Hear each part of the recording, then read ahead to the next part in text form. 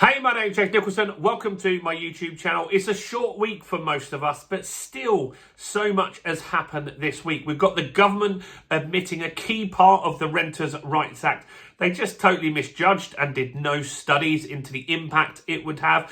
We've got a huge amount of Section 21 increases over the last few weeks, and we've got a charity screaming from the rooftops that this needs to stop. We've got mortgage rates, what's happening with mortgage rates, and more updates on the Leasehold Reform Act as well. So a ton of stuff to get through, even though we had a shorter week. But before we get into this, as always, if you're new around here and you haven't done already, do subscribe to the channel over there and hit that bell notification. Join over 50,000 subscribers who get all the latest property news, house price news, interest rate news, property investing tips, and much, much more. And help me get some views on this video. Your part in that is simple. All you need to do is smash like, tickle like, do something to that like button. That really helps with the YouTube algorithm, and that really does help the channel grow. So thanks to everybody that does that. So all eyes were on the Middle East this week. We've got a ceasefire somewhat at the moment. We've got talks happening with Iran and America over the weekend, and hopefully that will lead to something positive. But the markets are a little unsure on this. Yes, the stock markets did bounce back. Oil did drop significantly, and then it started creeping up again. And this stuff impacts UK property, because if oil gets really expensive again, or continues to go up, or just stays where it is, that's going to mean inflation is going to go back up. That's a problem, and that will put the Bank of England in a real dilemma on what to do with interest rates. Right now, they've been held at 3.75%, but if things don't improve, we could be looking at some rate increases by the end of the year. Now, a few weeks ago, the markets were predicting 4 rate increases in 2026. In fact, days before that, we were going to get cuts. Then it went to 4 increases, then it dropped to 2 increases, and now the markets are betting that we're looking at around 1 increase in 2026 if the war was to end. And if it carried on, that could change significantly. So what else has been going on? Well, first, in Parliament this week, they talked pets. The Renters' Rights Act, landlords have to consider pets.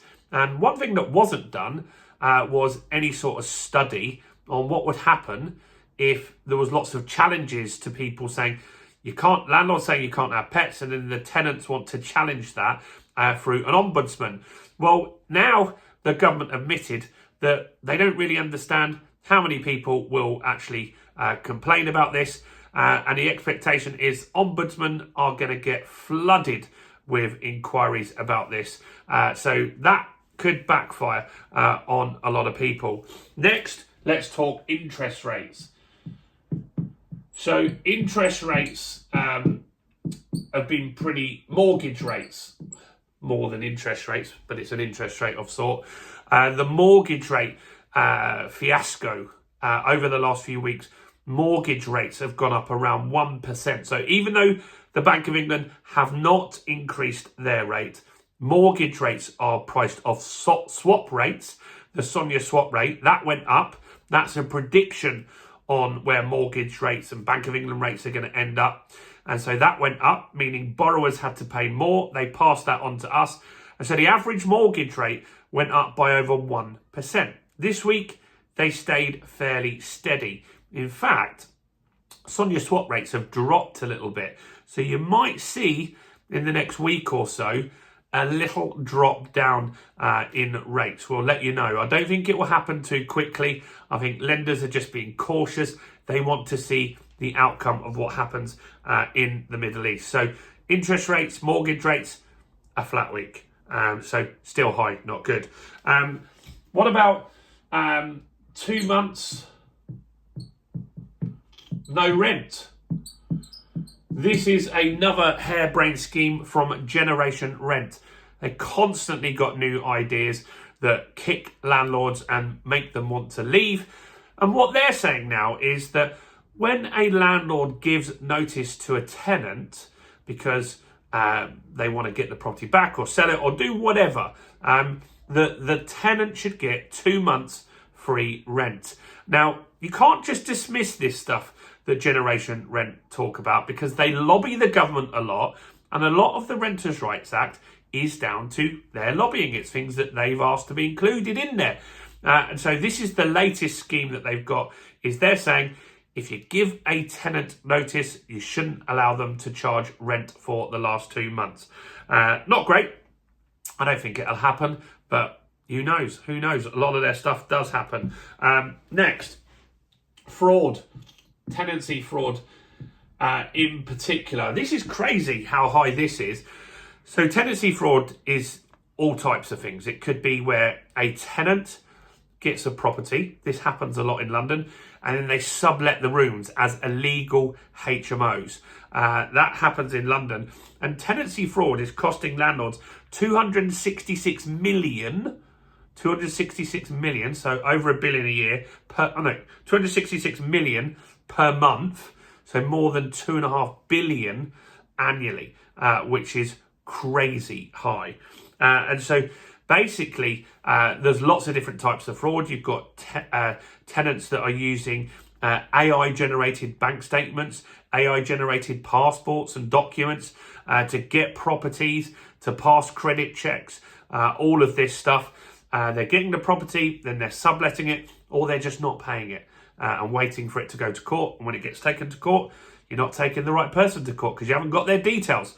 So tenancy fraud is really high at the moment. I think the government need to look at this stuff and how we can control it, because it's not great.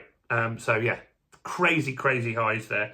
There was some people that commented on one of my YouTube videos saying they had this actually happen to them, which wasn't great. So sorry to hear that.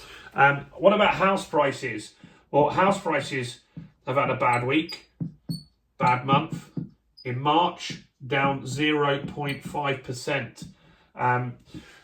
Not great. And this isn't really down to the war, because this stuff is sold house prices. So these deals would have been started December, January. They're not stuff that probably started in February or March. This is March data. It's the Halifax data. 0.5% down in a month is significant. And so we need to keep an eye on that and see how that goes. But big drop in house prices from Halifax. Section 21's. They are up 65%. 65%. Shelter are absolutely screaming and jumping up and down about this, saying the landlords are taking advantage of the Renters' Rights Act and serving Section 21's before they can't do it anymore. Now, of course they are. So if landlords want to leave the market, they're using the mechanism while they can. Shelter are the ones that got this abolished, pushed the government, lobbied the government with Generation Rent and other places. And this is inevitable that this would happen. So it's a bit surprising that they're so up in arms about it. But Shelter are really not happy with the volume increase of Section 21's. Brighton Council are saying they can't cope with the amount of inundated people looking for temporary accommodation. It is a mess, and it's going to continue for the next few weeks. So that is something to look at as well. And the last one is the freehold appeal. And so the freeholders, big freeholders, have gone to the High Court and said, look, this leasehold stuff isn't good. We don't think it's fair. It's against our human rights. Wasn't expected that they would be able to appeal, and they've been given the ability to appeal. Now, if you're waiting to extend your leasehold or anything along those lines, this is bad news for you. This means that this could really be dragged out for years to come now. The government are hoping to do the next step of the Leasehold and Commonhold Act. This is going to delay that. They're going to want to wait and see what actually happens here and not push this stuff through. So this is a win for freeholders and not good for leaseholders at all. And yeah, could mean major delays of many years to this leasehold reform stuff. So we'll keep you updated on that, how the appeal goes, how long it takes, and all of this kind of stuff. But yeah, not great news. So even though it was a short week after Easter, There's a lot going on. Next week, I'm sure, will be even more. We want to see inflation data when that comes out. American inflation is rising massively. That's just gone up nearly 1% in a month. So yeah, let's see how that impacts us over here as well. Do make sure, if you haven't done, I keep reminding people, I can't remind you enough about this. If you're a landlord, you need to get this. It's the Renters' Rights Act information sheet. It's from the government. You must get it to your tenant by the end of May. You can grab a copy in the description. So grab that here. Do like the video and subscribe. And check out all the other content as well on my channel, including this video right here.